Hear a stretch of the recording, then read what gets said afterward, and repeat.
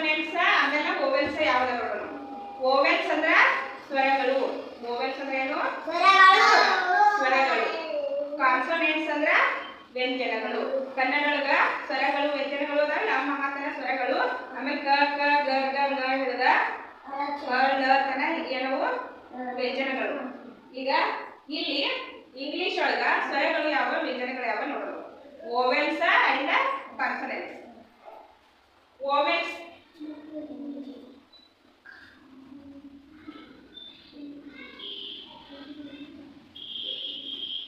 Vowels ಎಷ್ಟದವು?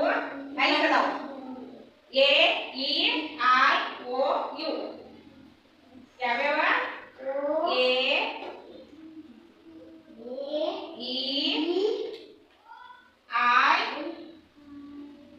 ಓ U. ಎರಡನೇ ಕೊಡಬೇಕ. A E I O U. ಇವಕ್ಕೆ ಏನಂತ ಕರಿತೀವಿ ನಾವು? Vowels.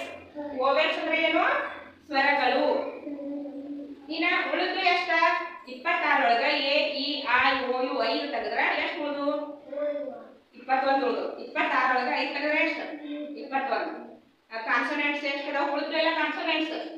A E I O U ಇವು 5 ವೋವೆಲ್ಸ್ ತೆಗೆದ್ರ ಎಷ್ಟು ಉಳಿದಾವ? ಇಂದ 21 ಅದಾವ. 21 ಏನವ? ಕಾನ್ಸೋನೆಂಟ್ಸ್. ಕಾನ್ಸೋನೆಂಟ್ಸ್ ಅಂದ್ರೆ ವ್ಯಂಜನಗಳು.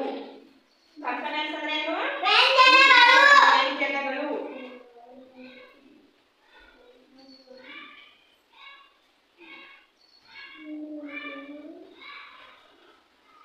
ಯಾವ್ಯಾವ ಎರಡು ವ್ಯಂಜನಗಳು? ಎ ಇಲ್ಲ, ಎ ಮುಗಿತಿಲ್ಲ. ಬಿ.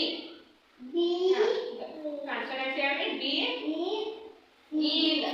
ಎ ಇಲ್ಲಿ ಸ್ವರಗಳೊಳಗಿತ್ತು. B C. D E F. F ಏನು? G. H J K L M N. O ಅನ್ನೋದು ಏನು? ಚಪಾತಿ ಸಾಕ್ಷಿ ಇರೋದು. ಎಂ ಏನು?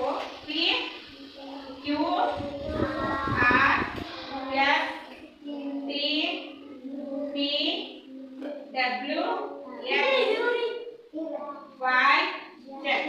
ಯು ಇಲ್ಲ ಐತಿಲ್ಲ, ಕಾನ್ಸೋನೆಂಟ್ ಒಳಗೆ ಬರೋದಿಲ್ಲ. G H J K L M N P Q R S T U W X